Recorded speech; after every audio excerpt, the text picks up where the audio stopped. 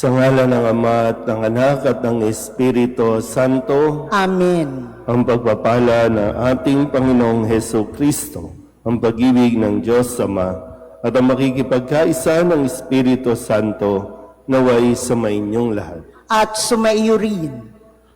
Mga kapatid, aminin natin ang ating mga kasalanan upang tayo'y maging marapat gumanap sa banal na pagdiriwang. Inaamin ko sa mapangyarihang Diyos At sa inyo, mga kapatid, na lubha akong nagkasala sa isip, sa salita at sa gawa, at sa aking pagkukulang. Kaya isinasamo ko sa mahal na Birheng Maria, sa lahat ng mga anghel at mga banal, at sa inyo, mga kapatid, na ako'y panalangin sa Panginoong ating Diyos. Kaawaan tayo ng makapangyarihang Diyos, patawarin tayo sa ating mga kasalanan at patnubayan tayo sa buhay na walang hanggan. Amen. Panginoon, kaawaan mo kami. Panginoon, kaawaan mo kami. Kristo, kaawaan mo kami. Kristo, kaawaan mo kami. Panginoon, kaawaan mo kami. Panginoon, kaawaan mo kami. Manalangin tayo. Ama naming makapangyarihan, huwag mong bawiin sa amin ang iyong kagandahang loob na nagpapagindapat na kami maging iyong lingkod at magdudulot sa amin ng iyong palagiang pagkupkop sa pamamagitan ni Jesucristo kasama ng Espiritu Santo magpasawalang hanggan. Amen.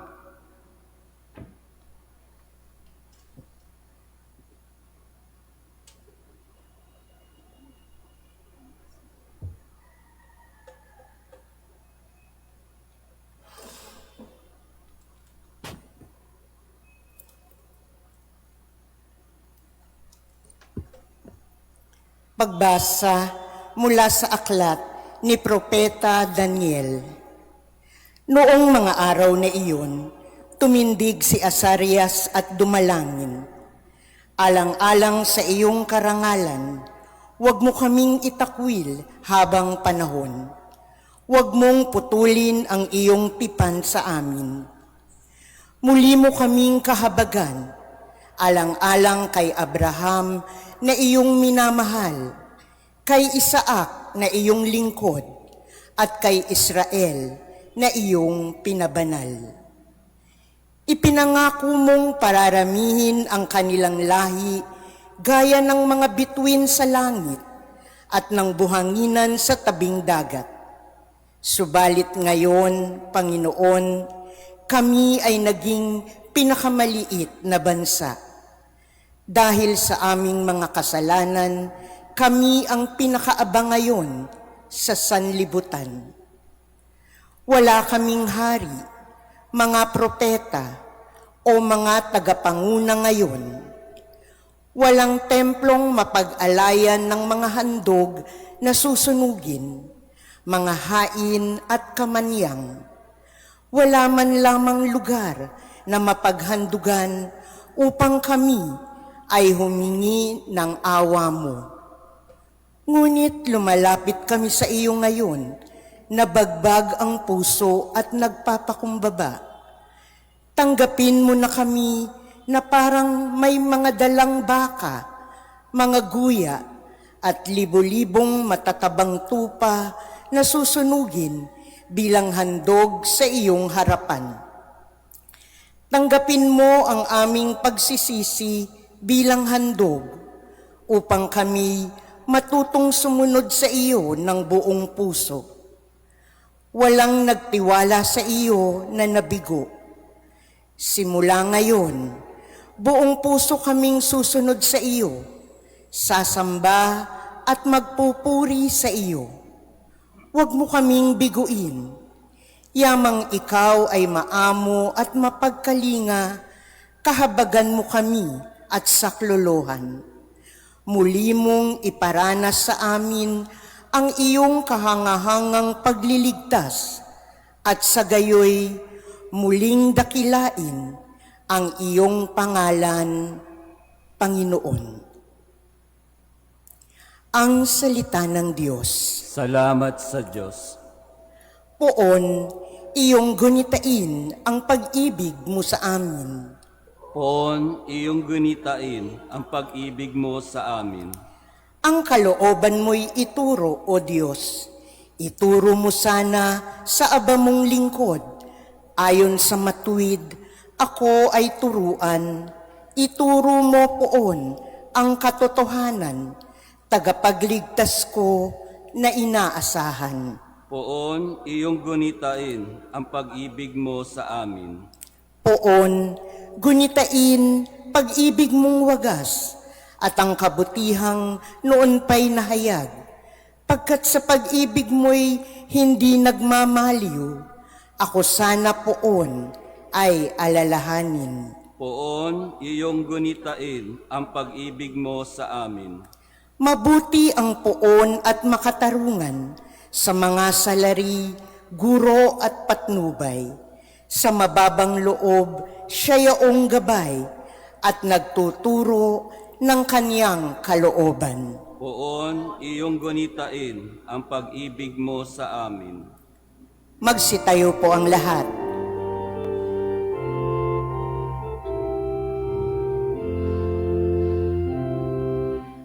Papuri sa'yo, Panginoong Jesucristo, Hari ng walang hanggang kapurihan.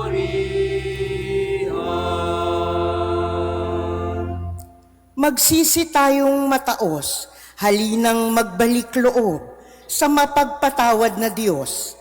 Sa Kanya tayo'y dumulog at manumbalik na lubos. Papuri sa'yo, Panginoong Jesucristo, Hari ng walang hanggang kapurihan.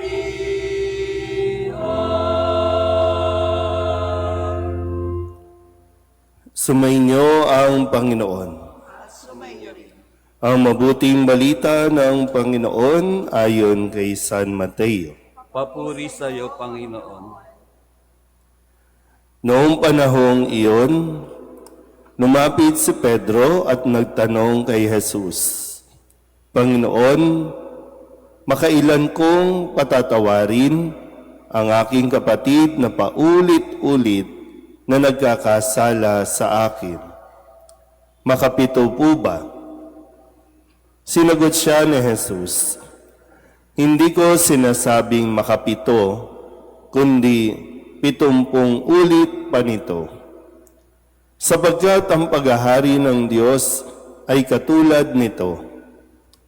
Ipinasya ng isang hari na pagbayarin ang kanyang mga lingkod na may utang sa kanya. Unang dinala sa kanya ang isang may utang na 10 milyong piso.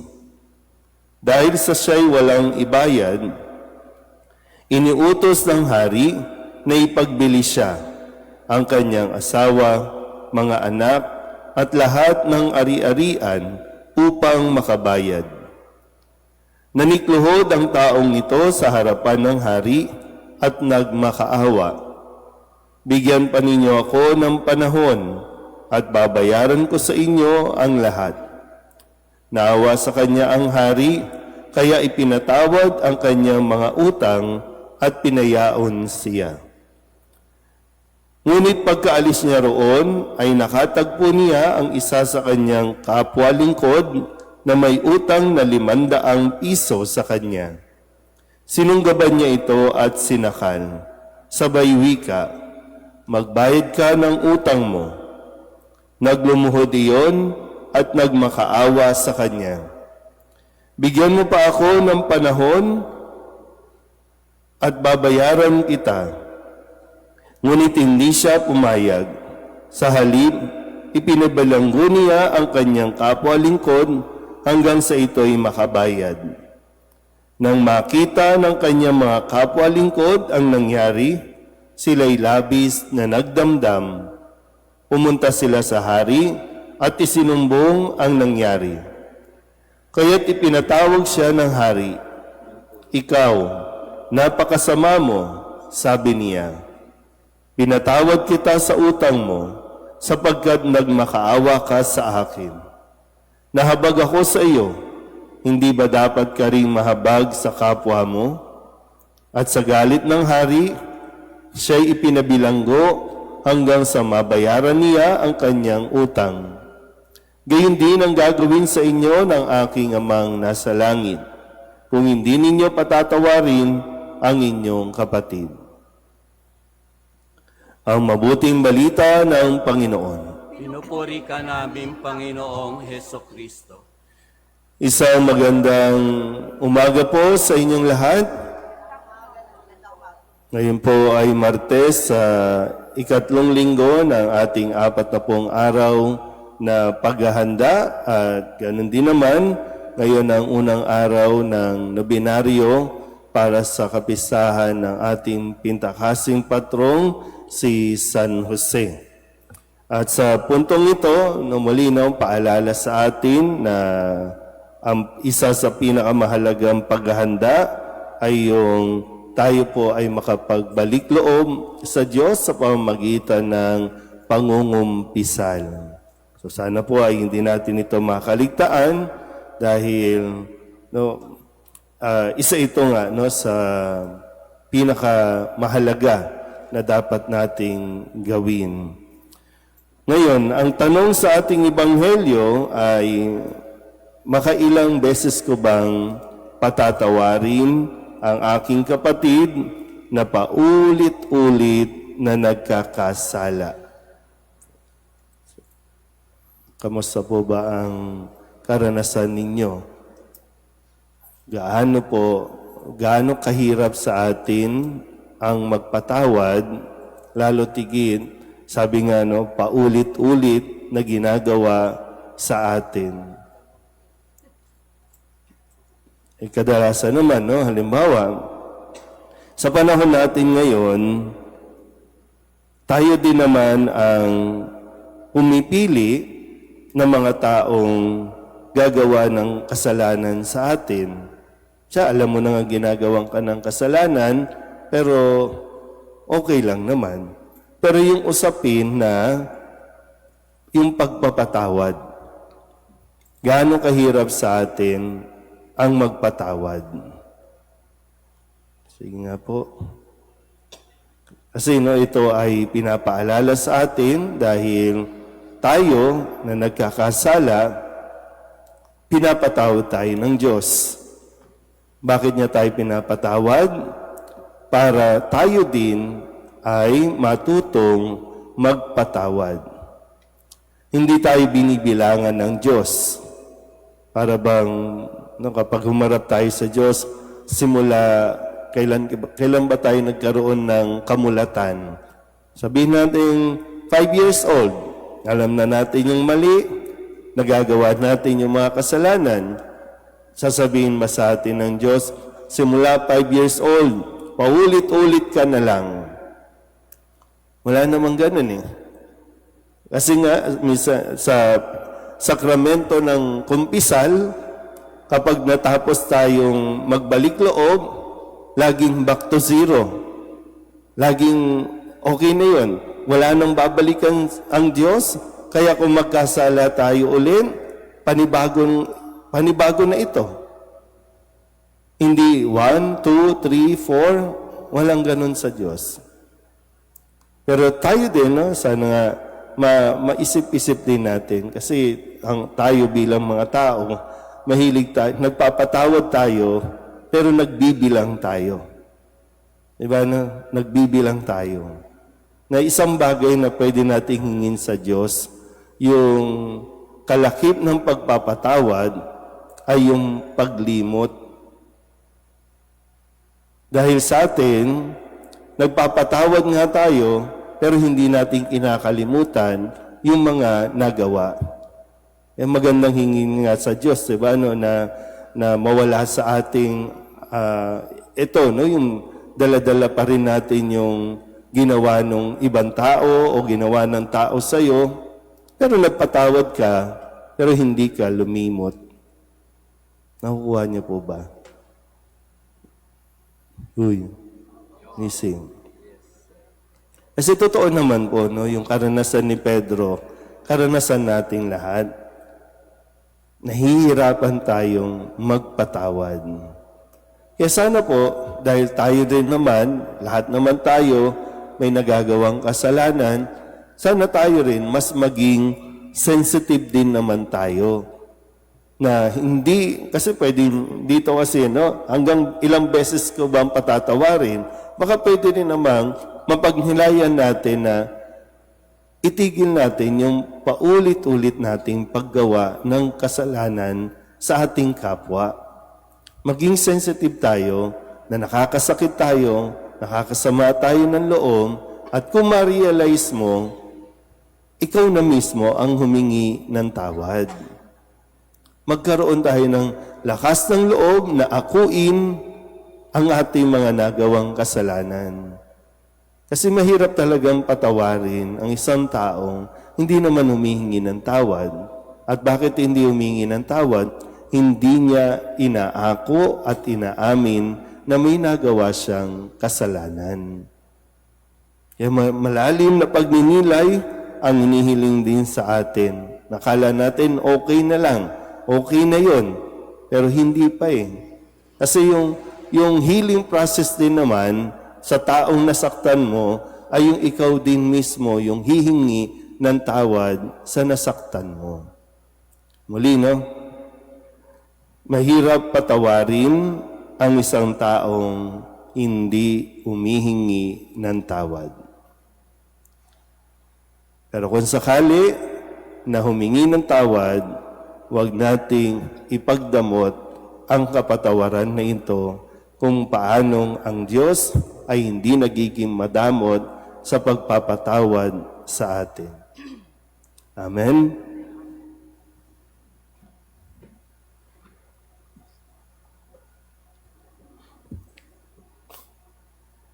Manalangin tayo sa Diyos upang tayo, ang kanyang bayang nakararanas ng kanyang pagpapatawad, ay maghatid ng kagalakan ng pagkakasundo sa mundo.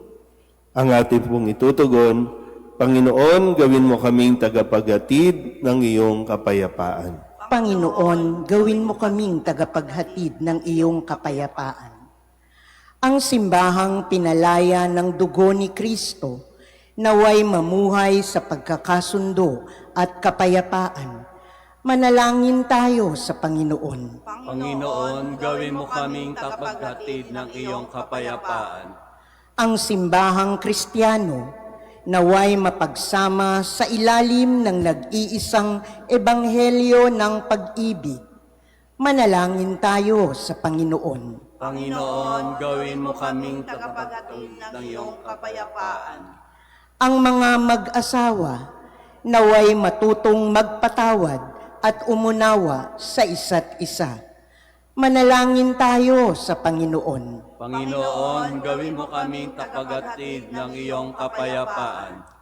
Ating lahat nawang matutuhan ang habag ni Jesus upang tayo ay makapagpatawad sa isa't isa mula sa puso. Manalangin tayo sa Panginoon. Panginoon, gawin mo kaming tagapaghatid ng iyong kapayapaan. Ang mga yumaong tapat sa Panginoon, naway magtamasa ng kapayapaan sa kaharian ng Diyos. Manalangin tayo sa Panginoon. Panginoon, gawin mo kaming tagapaghatid ng iyong kapayapaan. Idulog din natin sa Panginoon ang ating mga personal na kahilingan at mga panalangin para sa ating mga pamilya, kasama din ang mga kahilingan ng mga nanonood sa online. Lahat ng mga misang pasasalamat, special na intensyon, agarang paggaling ng mga may sakit, ng lahat ng mga kaluluwa na inihiling na ipagdasal sa misang ito.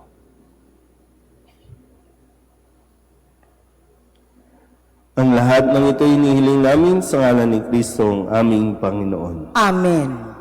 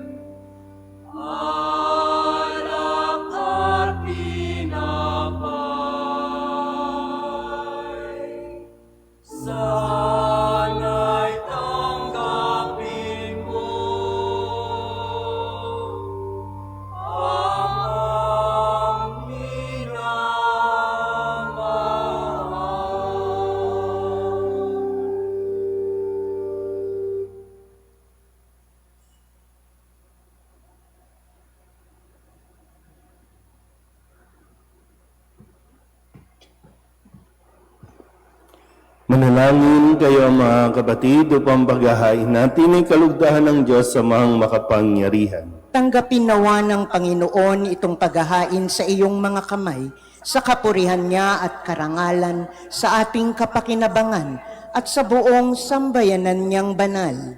Ama naming lumikha sa ikapagpapatawad ng mga kasalanan, maganap nawa ang paghahain ng aming mga alay upang kami kalugdan mo at ganap na kasihan sa pamamagitan ni Jesucristo kasama ng Espiritu Santo magpasawalang hanggan. Amen. Sumainyo ang Panginoon. At sumaiyo rin. Itaas sa Diyos ang inyong puso at diwa. Itinaas na namin sa Panginoon. Pasalamatan natin ang Panginoong ating Diyos. Marapat na siya ay pasalamatan. Ama naming makapangyarihan, tunay ngang marapat na ikaw ay aming pasalamatan sa pamamagitan ni Jesucristo na aming Panginoon.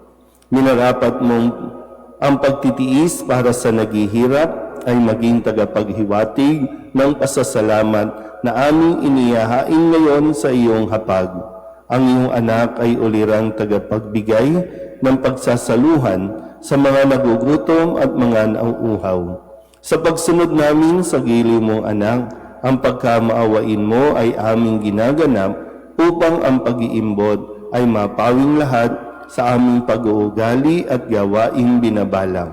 Kaya kaysa ng mga anghel na nagsisiawin ng papuri sa iyo na walang humpay sa kalangitan, kami nagbubunyi sa iyong kadakilaan.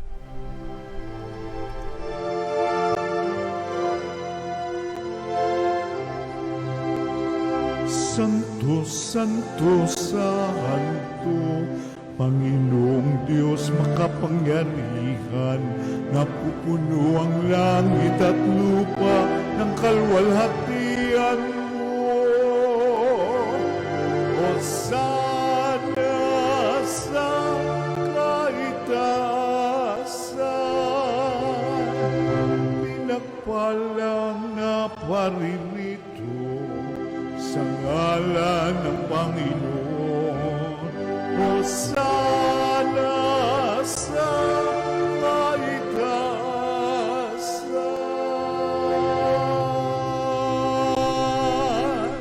Ama naming banal, ikaw ang bukal ng tanang kabanalan. Kaya't sa pamamagitan ng iyong Espiritu, gawin mong banal ang kaloob na ito upang para sa aming maging katawan at dugo ng aming Panginoong Hesukristo.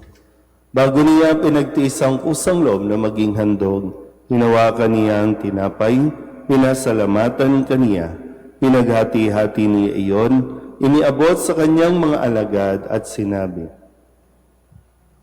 "Tanggapin ninyong lahat ito at kanin, ito ang aking katawan na ihahandog para sa inyo."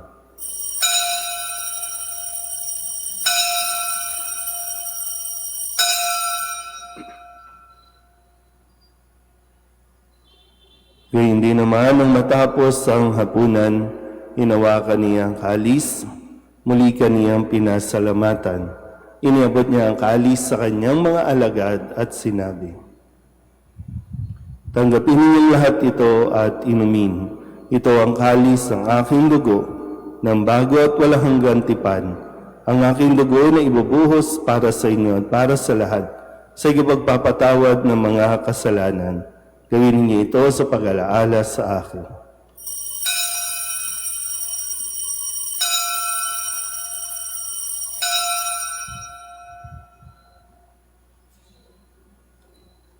Ipagbunyi natin ang misteryo ng pananampalataya. Si Kristo'y namatay, si Kristo'y nabuhay, si Kristo'y babalik sa wakas ng panahon. Ama, ginagawa namin ngayon ang pag-alaala sa pagkamatay at muling pagkabuhay ng iyong anak. Kaya't iniaalay namin sa iyo ang tinapay na nagbibigay buhay at ang kalis na nagkakaloob ng kaligtasan. Kami nagpapasalamat dahil kami iyong minarapat na tumayo sa harap mo para maglingkod sa iyo. Isinasama namin kami magsasalo-salo sa katawan at dugo ni Kristo ay mabuklod sa pagkakaisa sa pamamagitan ng Espiritu Santo. Ama, lingapin mo ang iyong simbahang laganap sa buong daigdig. Puspusin mo kami sa pag-ibig kay San Leon na aming Papa at ni Jose na aming Obispo at ng Tanang Kaparian.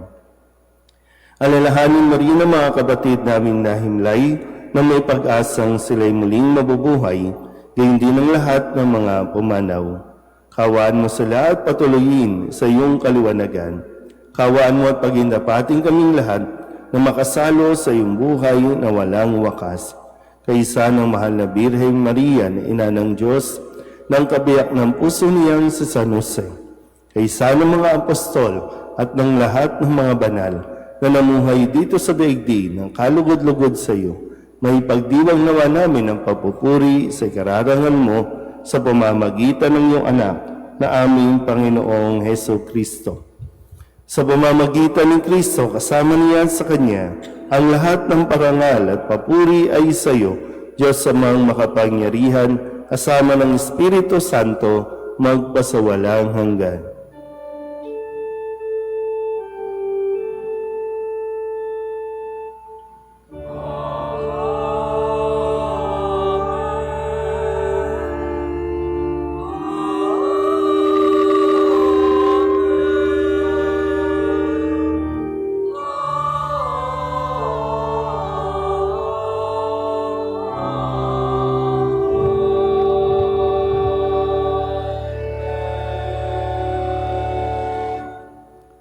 Sa tagubilin ng mga nakagagaling na utos at turo ni Jesus sa Panginoon natin na Diyos, ipahayag natin ng lakas loob.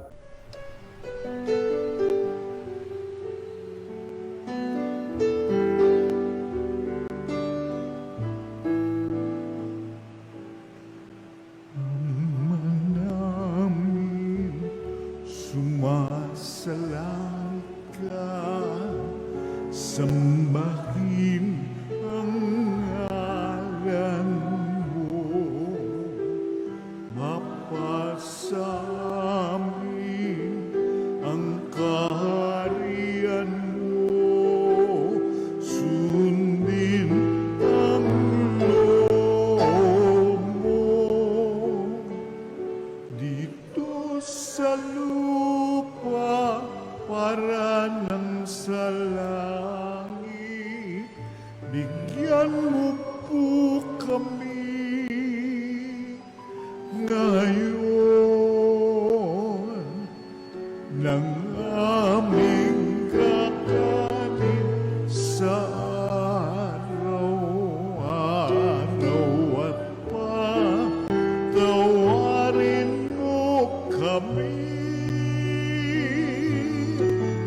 sa aming mga sala para ng pagpapatawan namin sa nagkakasala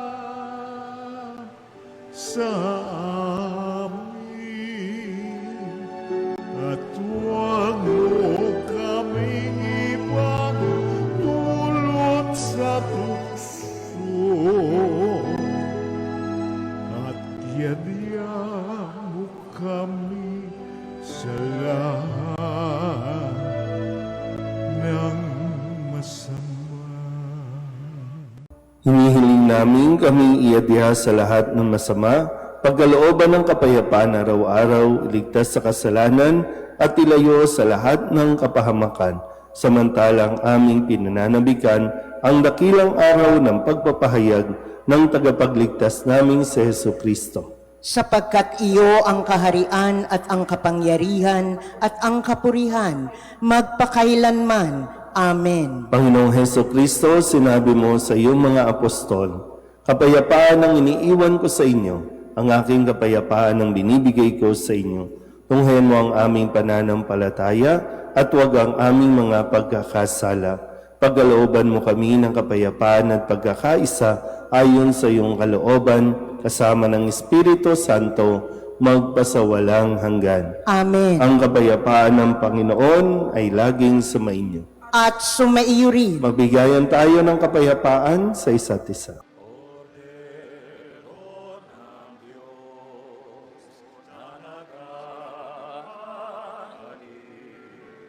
Ang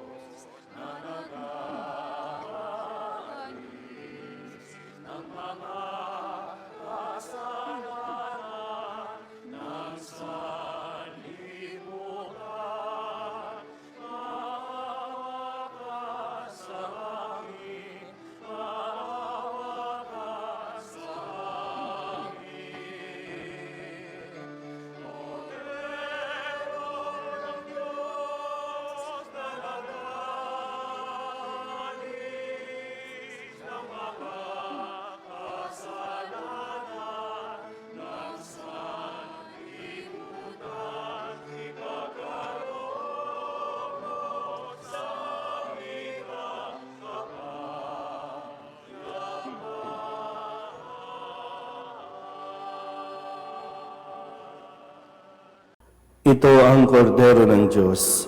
Ito nag-aalis ng kasalanan ng sanlibutan. Mapalad ang mga inaanyayahan sa kanyang piging. Panginoon, hindi ako karapat-dapat na magpatuloy sa iyo, ngunit sa isang salita mo lamang ay gagaling na ako.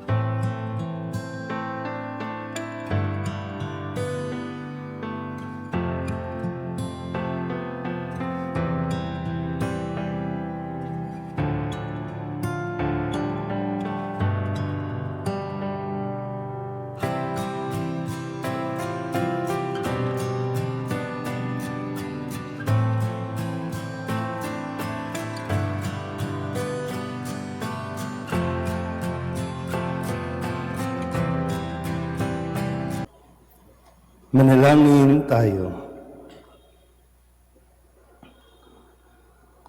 Ama naming mapagmahal, pamalagiin nawa kaming buhay ng pagsasalo namin sa banal na pakikinabang at dulutan nawa kami nito ng iyong kapatawaran at patatagin nawa kami sa tapat na pagmamahal sa pamamagitan ni Jesucristo kasama ng Espiritu Santo magpasawalang hanggan. Amen. Sumainyo ang Panginoon At sumaiyo rin. at pagpalain kayo ng makapangyarihang Diyos, Ama at Anak, at Espiritu Santo. Amen. Tapos sa banal na misa, umayo tayo sa kapayapaan ni Kristo. Salamat sa Diyos. Magandang umaga po. Nuestro Padre Jesus Nazareno, sinasamba ka namin, pinipintungo ka namin, aral mo ang aming buhay at kaligtasan.